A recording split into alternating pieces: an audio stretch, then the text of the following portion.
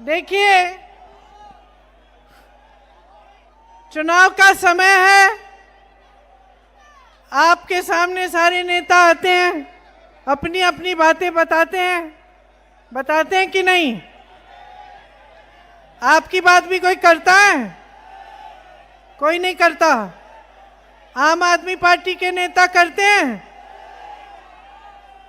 मोदी जी आए थे, आए ही नहीं। जहां जहां जा रहे हैं उनके भाषण देख रहे हैं आप। आपकी बातें करते हैं? नहीं करते। क्या बातें करते हैं मैं बताऊं? मोदी जी कहते हैं कि केजरीवाल जी चोर हैं, कहते हैं। केजरीवाल जी कहते हैं कि मोदी जी चोर हैं। मोदी जी खुद को ईमानदार बताते हैं, केजरीवाल जी खुद को ईमानदार बताते हैं। और ये खेल है इनका। मैं ईमानदार हूं, वो चोर है। मैं अच्छा हूं, वो बुरा है। और इसी खेल में ये सारा चुनाव प्रचार वो खत्म करते हैं कि नहीं? लेकिन असली बात क्या है? क्या ये आपके इश्यूज हैं आज? ये हैं आपकी समस्याएं? अरे आप तो अच्छी तरह से जानते हैं कि दोनों के दोनों ईमानदार नहीं हैं। आप तो अच्छी तरह से जानते हैं कि दोनों एक जैसे हैं। आप तो अच्छी तरह से जानते हैं कि दोनों का काम यही है कि देश का ध्यान ये इधर उधर भटकाएं ताकि असली समस्याओं की बात नहीं हो। आप अच्छी तरह से पहचानते हैं, क्योंकि आप जानते हैं कि आपकी समस्याएं क्या हैं। आप जानते हैं कि किन परिस्थितियों में आज आप जी रहे हैं। इस देश की राजधानी में, ये दुनिया से सबसे बड़ी शहरों में गिना जाता है ये शहर। इस देश की राजधानी में कैसी कैसी परेशानियों से जूझ रही है जनता, ये जनता अच्छी तरह से समझ रही है, जान रही है। क्योंकि आप रोज सुबह उठकर काम पे जाते हैं। जिसका काम है वो काम पे रोजगार करने के लिए जाता है, जिसका नहीं है वो काम ढूंढने के लिए निकलता है। आप पूरे दिन मेहनत करते हो, कहीं किसी ठेकेदार ने दिहाड़ी पे लगा दिया, लग जाते हो। कम दिहाड़ी दे रहा है, कोई बात नहीं, कुछ तो कमा रहा हूं, कर लेते हो काम। सुबह से शाम तक मेहनत करते हो, गर्मी में मेहनत करते हो, सर्दी में मेहनत करते हो। इस जहर भरी हवा के किस्से में सांस नहीं ले पाते, फिर भी मेहनत करते हो। फिर भी मेहनत करते हो, सांस नहीं आ रही है, फिर भी मेहनत करते हो। कोरोना हो रहा है, फिर भी किसी न किसी तरह से कोशिश करते हो कि कमाओगे। कुछ भी हो रहा है आसपास, लेकिन इस शहर में मेहनत नहीं रुकती है। इस शहर में कोई ना कोई कहीं ना कहीं मेहनत करके अपने परिवार को खिलाने की कोशिश कर रहा है। सबकी यही परिस्थितियां हैं, सबकी यही परिस्थितियां हैं कि बड़ी बड़ी समस्याएं हैं, बड़े बड़े संकट हैं और बेरोजगारी हर जगह फैली हुई है। आज आप सब अपने बच्चों को पढ़ाते लिखाते हैं। आज गरीब से गरीब परिवार की ये आशा होती है, ये उम्मीद होती है कि मेरा बच्चा, मेरी बच्ची पढ़ेगी लिखेगी, आगे जाकर नौकरी करेगी, मेरा देखभाल करेगी, मेरा देखभाल करेगा। गरीब से गरीब परिवार की ये उम्मीद रहती है, ये आशा होती है कि मेरे बच्चे को वो संघर्ष ना देखना पड़े जो मैंने देखा। हर माँ बाप यही चाहता है, मैंने संघर्ष किया, मुझ पे जो संकट थे वो मेरे बच्चे के सर पे ना आए। मेरे बच्चों को अपने कंधों पर वो बोझ ना उठाना पड़े जो मैंने अपने कंधों पर उठाया। तो आज के दिन में सब अपने बच्चों को पढ़ाना चाहते हैं, लिखाना चाहते हैं, सब चाहते हैं कि बच्चों की तरक्की हो। इसीलिए चाहे आपको लोन लेना पड़े, चाहे किसी भी तरह से जुगाड़ करके, मेहनत करके, मजदूरी करके आपको फीस देनी पड़े, आप दोगे, आप करोगे, आप मेहनत करोगे। आपकी कोई मदद नहीं हो रही है आज के दिन। सच्चाई ये है, सच्चाई ये है कि आप अपने बच्चों को पढ़ाने लिखाने के लिए सब कुछ कर रहे हो, फिर भी ये उम्मीद नहीं रख सकते कि उनको रोजगार मिलेगा। सच्चाई ये है कि मैं कल परसों कहीं पार्क में घूम रही थी और मैंने देखा कि एक महिला अच्छा सा सुंदर सा कोट पहने हुए, अच्छे से जूते पहने हुए माली का काम कर रही है। तो मैंने कहा तुम यहाँ क्या कर रही हो? कहा मैं माली का काम कर रही हूँ। मैंने कहा कैसे? बोला ठेके पे है। कितनी दिहाड़ी मिलती है? वही जो मिलती है। तो मैंने कहा पढ़ाई कितनी की है तुमने? दीदी मैंने एमएससी की है। एमएससी की है, माली का काम कर रही है पार्क में, वो भी दिहाड़ी पे, वो भी ठेकेदार के लिए। ये परिस्थितियां हैं आज ये परिस्थितियां हैं कि आपके बच्चे की जो फीस है वो आप भर नहीं पा रहे हो। आप सुबह उठती हो, अपने बच्चों को वर्दी पहनाती हो स्कूल के लिए, वर्दी पे जीएसटी है, महंगी है। मोज़ों पे जीएसटी है, जूतों पे जीएसटी है, पढ़ाई की किताबों पे जीएसटी है, पेंसिल पे, पेन पे जीएसटी है, दांत मंजन करते हो मंजन पे जीएसटी है, हर चीज पे टैक्स है। पेट्रोल डीजल महंगा है। आप सुबह उठते हो, ब्रेड मक्खन खिलाते हो बच्चे को, मक्खन पे जीएसटी है, ब्रेड पे जीएसटी है, चाय पे जीएसटी है, दूध पे जीएसटी है, हर चीज पे जीएसटी है, हर चीज पे टैक्स भर रहे हो, हर चीज महंगी हो रही है, गुजारा नहीं हो रहा है। कितना भी काम कर लो, कितनी भी मेहनत कर लो, 2-2 सदस्य, 3-3 सदस्य परिवार के जाकर मजदूरी करें, फिर भी पूरा नहीं हो रहा है। और ये इस शहर में हो रहा है जहां देश भर से पलायन करके लोग आते हैं। किस लिए? रोजगार ढूंढने के लिए। एक जमाने में किस लिए आते थे? कि सरकारी नौकरी मिल जाएगी। लाइन लगी रहती थी नेताओं के घर के बाहर कि हमारे लिए सरकारी नौकरी हो जाए, हमारा जीवन बन जाएगा, हमें पेंशन मिलेगा, अच्छा हम रिटायर हो जाएंगे तो भी घबराहट नहीं होगी, सुरक्षित रहेंगे, कुछ कुछ आते रहेगा। सच्चाई ये है कि आजकल हमारे बच्चों की भी महत्वाकांक्षाएं बढ़ गई हैं। मेरी बहनें यहाँ बैठी हैं, आप भी काम करती हो, मजदूरी करती हो, जॉब करती हो, कहीं ना कहीं आप काम करती हो, घर आती हो, फिर भी नहीं आराम नहीं कर सकती।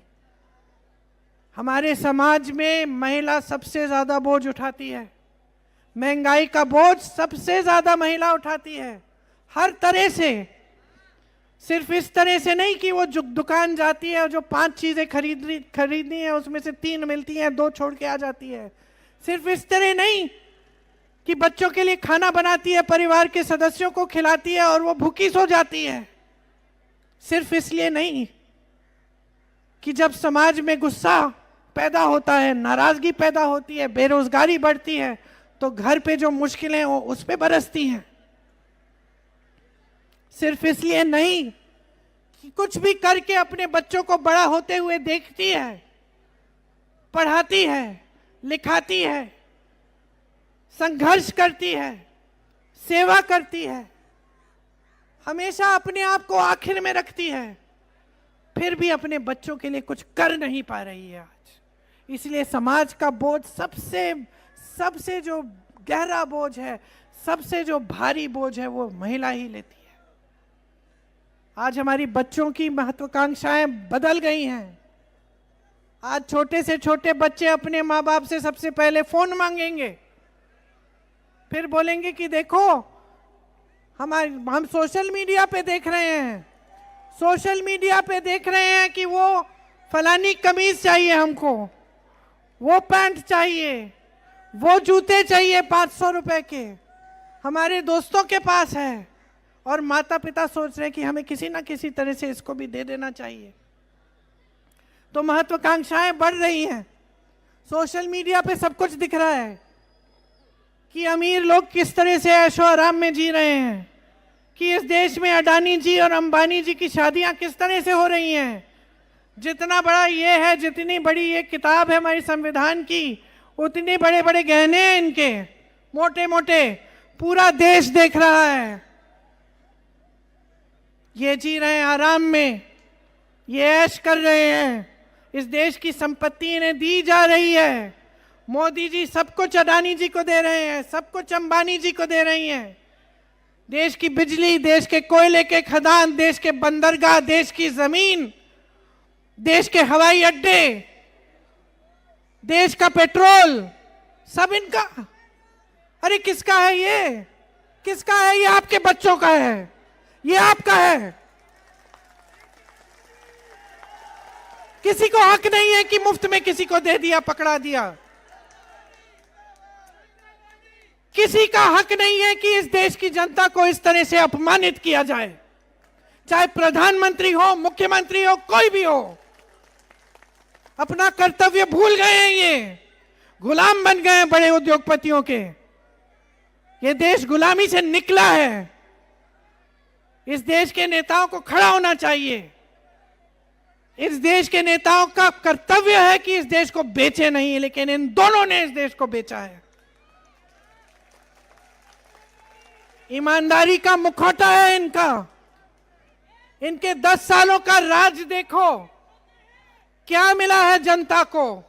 मैं अभी जहां से आ रही हूं, मुझे बताया गया, देखो ये जो मकान है ये इंदिरा जी ने दिलवाए थे।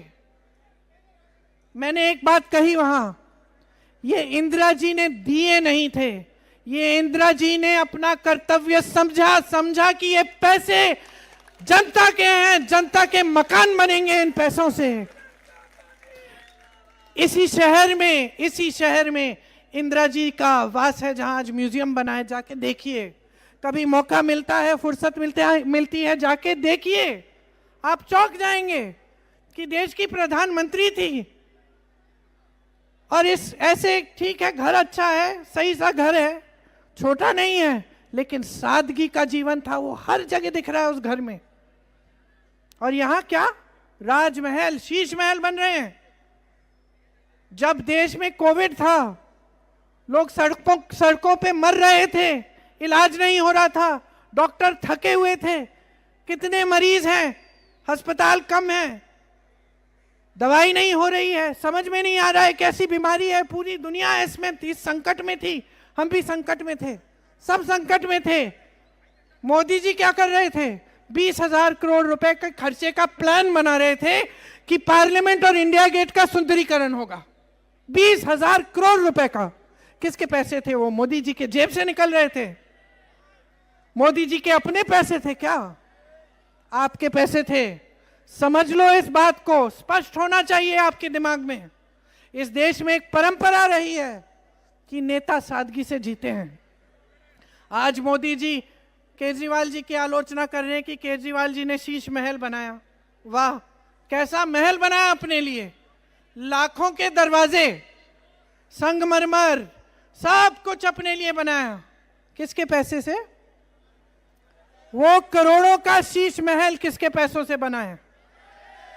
जोर से बोलो, हमारे पैसों से बना है, केजरीवाल के जेब से नहीं गए। आप जो मीडिया में इश्तिहार देखते हैं, देखे आपने, बड़े बड़े देखे हैं अखबारों में, जो एक पन्ने का बड़ा इश्तिहार आता है ना, आप देखना 5 तारीख को जब अखबार खोलोगे ना, तो एक तरफ केजरीवाल जी दिखेंगे इतने बड़े बड़े, दूसरी तरफ मोदी जी दिखेंगे। दिखेंगे कि नहीं? आपको क्या लगता है कितने का होगा वो इश्तिहार? कितने का होगा? कुछ 1000 रुपए का? कितने का है? इमरान बताओ कितने का है? 50 की 15? अच्छा, कह रहे हैं कि बड़े बड़े अखबारों में 50 लाख, छोटे अखबारों में 5 लाख, मध्य वालों में 15 लाख। एक पन्ना। मोदी जी के इश्तिहार कहां कहां जाते हैं? हर अखबार में, पूरे देश भर में, जहां चुनाव है भी नहीं वहां पे भी लगते हैं। हर 2-3 दिन आप देखते हो, बड़ी बड़ी होर्डिंग देखते हो, करोड़ों की होर्डिंग है। किसके पैसे हैं? 450 करोड़ रुपए केजरीवाल जी ने इश्तिहारों में, होर्डिंग्स में लगवाए हैं, अपने प्रचार में, अपना चेहरा चमकाने के लिए। किसके पैसे हैं? मोदी जी हजारों करोड़ रुपए खर्चते हैं अपने चेहरे को चमकाने में। किसके पैसे हैं? ये आपके बच्चों का भविष्य है जो वहां जा रहा है, अडानी जी के हाथों में, अंबानी जी के हाथों में, केजरीवाल जी के हाथों में, मोदी जी के हाथों में। ये आपका पैसा है, आपकी संपत्ति है, आपका देश है, संभालो इसको। समझ जाओ कि आपका क्या कर्तव्य है, जाग जाओ। सच्चाई देखो इनकी। बेचे जा रहे हैं इस देश को और आप चुप रहेंगे? आप चुप रहेंगे, कुछ नहीं करेंगे? अपने आप को देशभक्त कहते हैं, इनकी नीतियों को देखो, बांटने की नीति है। इस देश की आजादी की लड़ाई किसी एक कौम ने नहीं लड़ी। इस देश की आजादी की लड़ाई सब धर्म के लोगों ने लड़ी, सब जाति के लोगों ने लड़ी। इस देश का संविधान, ये सुंदर अनोखा संविधान हमारा, ये आपने बनाया, आपके बुजुर्गों ने बनाया, ये हिंदुओं ने बनाया, मुसलमानों ने बनाया, सिखों ने बनाया, ईसाइयों ने बनाया, बौद्ध धर्म के लोगों ने बनाया, जैन धर्म के लोगों ने बनाया, हर जाति के लोगों ने बनाया। ये आपको सुरक्षित रखता है, इसमें आपके अधिकार हैं, इसमें समानता हर पन्ने पे लिखी है। इसमें वो अधिकार मिला है जिससे आप 5 तारीख को अपने नेता, अपनी पार्टी, अपनी सत्ता की सरकार चुनने जा रहे हैं। इसकी सुरक्षा करो, इसको समझो। इसकी सुरक्षा में ही आपकी सुरक्षा है। आज इस संविधान को कमजोर करने का काम हो रहा है। ऐसी नीतियां बन रही हैं इस देश में जो बड़े बड़े उद्योगपतियों के फायदे के लिए बन रही हैं। बिजली के बिल भर रहे हैं आप, मुनाफा कर रहे हैं अडानी जी। गरीबी में डूब रहे हैं आप, ऐश कर रहे हैं अंबानी जी। मोदी जी और केजरीवाल जी इनके गुलाम बन गए हैं। इनकी नीतियों को देखिए, 10 सालों में इन्होंने बनाया क्या है। ये पंडित नेहरू जी को हमेशा उनकी आलोचना करते हैं, कहते हैं नेहरू जी की वजह से मोदी जी कहते हैं।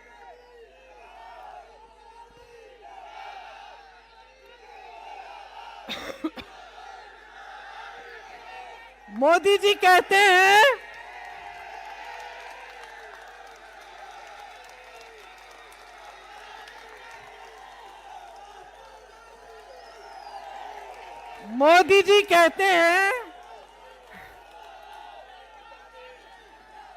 मोदी जी कहते हैं कि नेहरू जी की वजह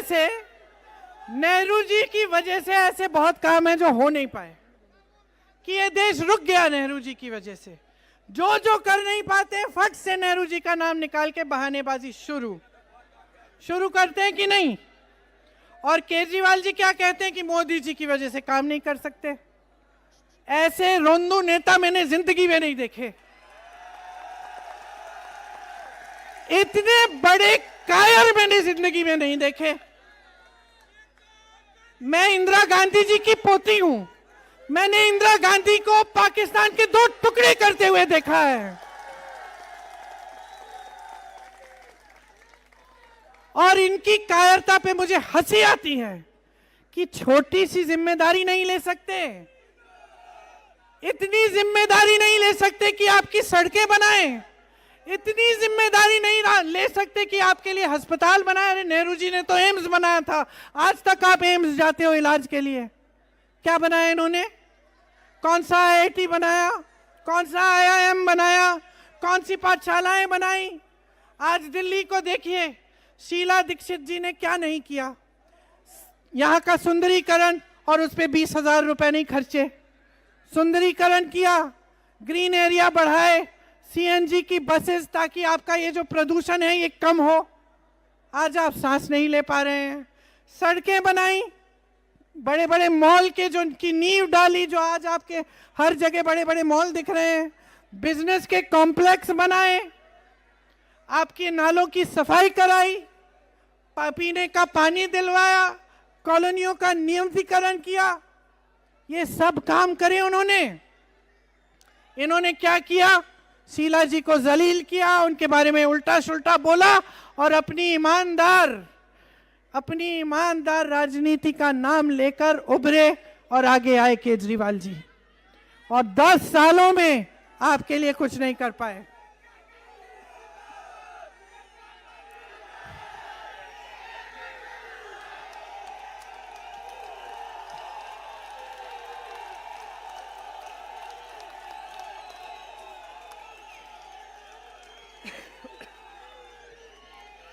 काम करने वाला इंसान, याद रखिए, याद रखिए, याद रखिए कि जो इंसान काम करता है, जो सचमुच काम करता है, वो अपना ढिंडोरा नहीं पीटता। वो हर जगह जाकर ये नहीं कहता कि मैंने किया, मैंने किया, मैंने किया। मैं देख रही थी संसद में, इन्होंने मिडिल क्लास के लिए एक वो टैक्स स्लैब बदल डाला, और ऐसे ऐसे करके मोदी जी जो तालियां अपने लिए बजा रहे थे, मैं सोच रही थी कि काम आपने किया, ताली भी आप बजाएंगे? अरे ताली तो किसी और को बजाने दो। और उस पूरी बजट में, भाइयों सुनो, उस पूरी बजट में 1 घंटे के लिए वित्त मंत्री ने पढ़ी बजट, ये वो एक मुद्दा, दूसरा मुद्दा, तीसरा मुद्दा, उस पूरे 1 घंटे की बजट में महंगाई की एक बात नहीं हुई, एक बात नहीं हुई, क्योंकि ये लोग कट चुके हैं, आपसे कट चुके हैं। जहां से मैं आ रही हूं सीमापुरी में, मुझे बताया गया जब हैजा का रोग था तो राजीव गांधी, मेरे पिताजी प्रधानमंत्री थे, वो गए वहां पे पहुंचे। अरे कोरोना हुआ, देश भर में हुआ, मैंने आपको बताया, लाशें हर जगह, बताने की क्या जरूरत है। आपने देखा हर परिवार का कोई ना कोई सदस्य बीमार था या गुजर गया। मोदी जी आए अपने घर से बाहर, ये जो 8-10 किलोमीटर दूर इनका घर है, मोदी जी निकले, मोदी जी ने हालचाल पूछा। आज जिस संकट में आप हैं, कब दिखते हैं मोदी जी? इससे दुगने मंच पे दिखते हैं चुनाव के समय, और जब चुनाव नहीं होता तब कहां दिखते हैं? अमेरिका में दिखते हैं, जापान में दिखते हैं, चीन में दिखते हैं, अफ्रीका में दिखते हैं, यूरोप की बड़ी बड़ी शहरों में दिखते हैं। कभी किसी से हाथ मिला रहे हैं, कभी किसी प्रधानमंत्री से गले मिला रहे हैं, कभी किसी राष्ट्रपति से गले मिला रहे हैं, लेकिन न सीमापुरी आएंगे, न यहाँ आएंगे, न ओखला जाएंगे, न जंगपुरा जाएंगे, अपनी दिल्ली में नहीं दिखेंगे। कोई मतलब ही नहीं है, कोई मतलब ही नहीं है। आदत जो बिगाड़ दी है आपने, आदत बिगाड़ दी है भाई और बहनों। एक समय में प्रधानमंत्री किसी के घर में जाता था, डांट खा लेता था। मैंने आंखों से देखा है, मैंने आंखों से देखा है। मेरे पिताजी एक गांव में मुझको लेकर गए, अमेठी में, वहां एक महिला ने खूब कस के डांटा कि राजीव भैया आए तो हो, प्यार तो करते हैं तुमसे, लेकिन यहाँ की सड़क बनाई नहीं, और जब तक यहाँ की सड़क बनाओगे तब तक प्यार मिलेगा, वोट नहीं मिलेगा। और मेरे पिताजी ने उसी समय, मैं 10 साल की थी, मेरे पिताजी ने मुझे समझाया, मेरे पिताजी ने मुझे समझाया कि इसको कहते हैं जागरूक जनता, कि बेटी ये देश मजबूत तब तक रहेगा जब तक इसकी जनता अपना हक समझेगी कि किसी भी नेता को डांट सकती है, सवाल उठा सकती है। आज पूछिए ना सवाल मोदी जी से, पूछिए, जेल में डाल देंगे। एक इंसान पूछता है सवाल इनसे, राहुल गांधी, एक राहुल गांधी इनसे सवाल पूछता है।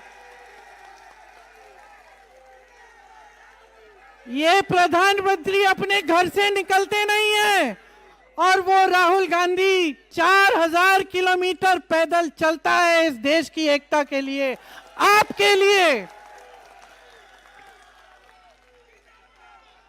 लेकिन मैं कह रही थी कि आपने आदत बिगाड़ डाली है। नेता, ये नेता जो भाजपा के नेता हैं, जो आम आदमी के नेता हैं, ये समझ रहे हैं कि जब जब चुनाव आएगा तो ध्यान भटका दो, वोट ले लो।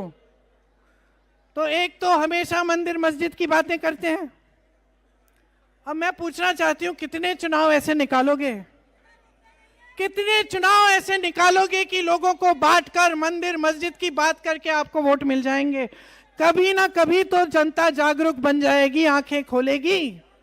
और इसी तरह से केजरीवाल जी, चुनाव आता है, इसको दोष, उसको दोष, मैंने किया, उसने किया, इसी में आपका ध्यान भटकाने का काम करते हैं। आपने आदत बिगाड़ी है, अब समय आ गया है आदत ठीक करो। बहनों, बच्चों की आदत बिगड़ती है, क्या करती हो?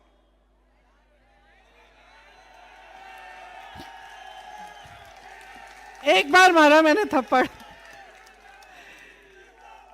एक ही बार मैंने अपने बेटे को थप्पड़ मारा, लेकिन डांटा बहुत बार,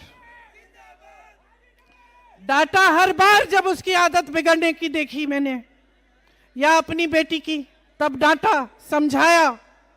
तो अब नेताओं को भी समझाओ। बच्चे को टोक सकते हो, नेता को टोको, नेता को सिखाओ कि हमारी बात करो।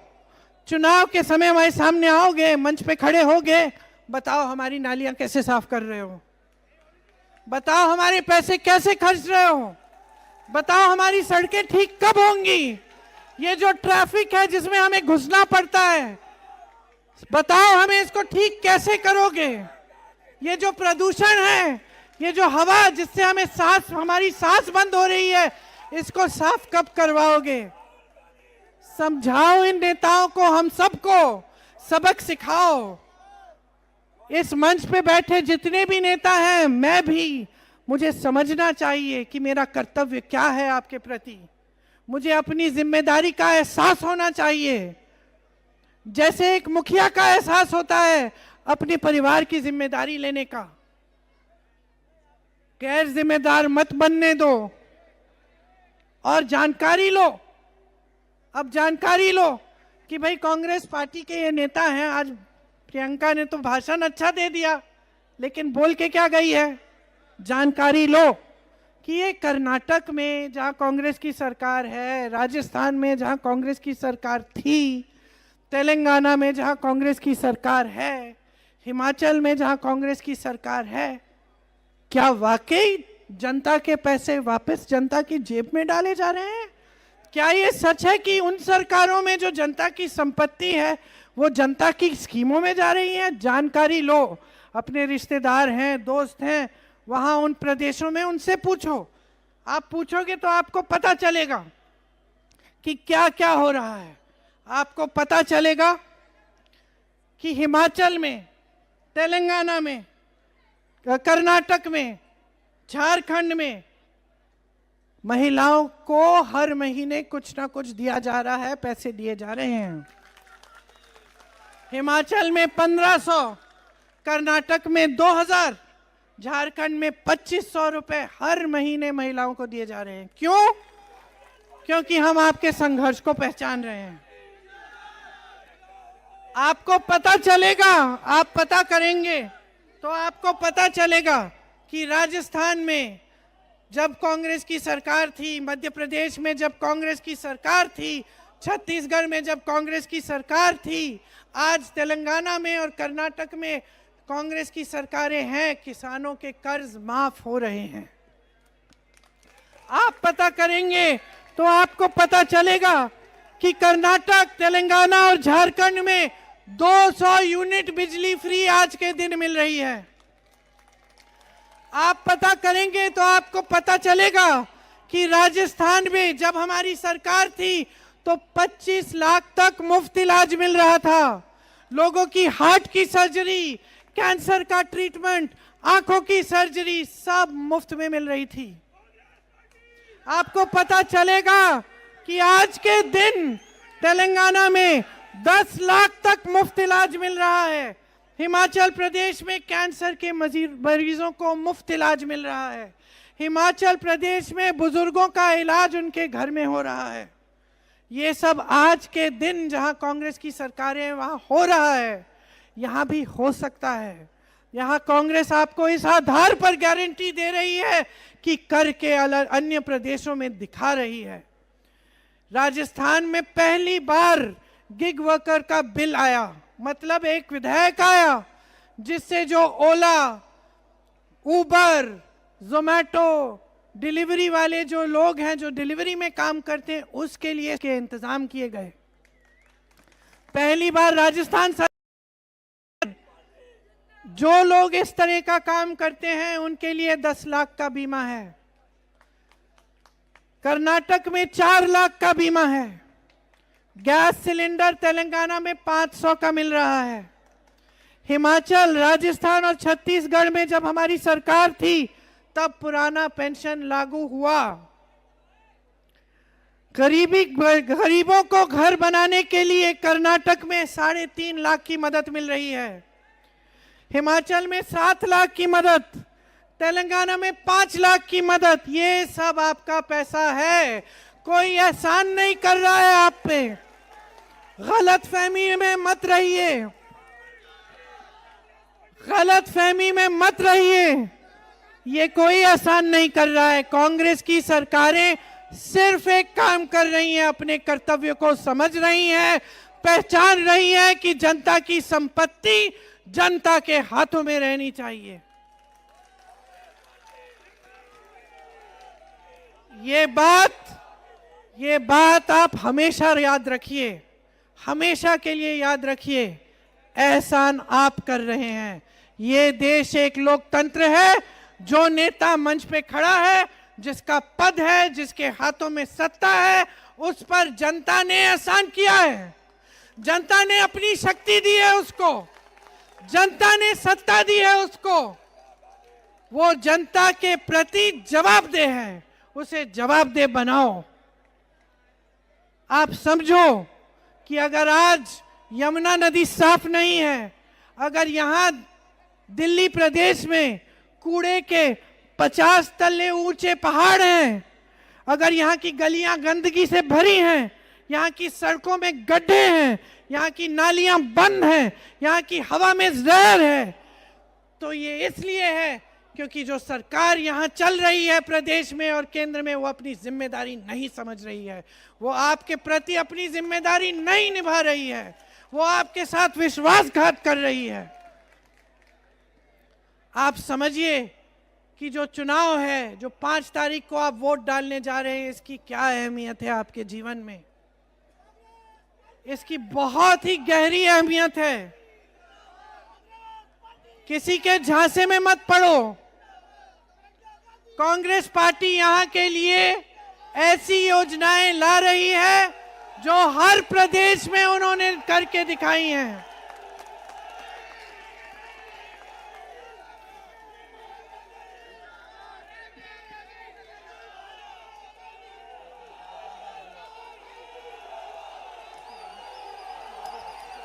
ले आओ एक बार कांग्रेस की सरकार, जिता दो इस बार कांग्रेस पार्टी को। जो आपके हक के लिए लड़ते हैं उनको आगे लाओ, जो आपके हक को कमजोर करते हैं उनको पीछे ढकेलो, उनको सबक सिखाओ। जो कांग्रेस की योजनाएं हैं वो आपके लिए बनती हैं, कांग्रेस की नीतियां आपके लिए बनती हैं। प्यारी दीदी योजना, जिसके तहत 2500 रुपए महिलाओं को हर महीने मिलेंगे। जीवन रक्षा योजना, जिससे 25 लाख तक मुफ्त इलाज यहां दिल्ली में आपको मिलेगा। युवा उड़ान योजना, जिससे आपको अप्रेंटिसशिप मिलेगी। युवाओं को 8,500 रुपए हर महीने 1 साल के लिए मिलेंगे, जब तक वो अपने पैरों पे ना खड़ा हो जाए। फ्री बिजली की योजना मिलेगी, 300 यूनिट मुफ्त मिलेंगे। महंगाई से मुक्ति की योजना, जिससे 500 में आपको सिलेंडर मिलेगा, फ्री राशन का किट मिलेगा। कांग्रेस को जिताओ, हमारे उम्मीदवार को जिताओ। आइए आगे आइए, हाजी साहब को जिताइए, कांग्रेस की सरकार लाइए। एक ऐसी सरकार जिस पे आपको गर्व हो, जो इस प्यारी शहर को, जो आपकी प्यारी शहर है, जो आपकी अमानत है, उसको एक बार फिर बुलंद बनाएं, इस देश का गर्व बनाएं। जय हिंद। एक बार मेरे साथ बोलो, जय हिंद, जय हिंद, जय हिंद। धन्यवाद।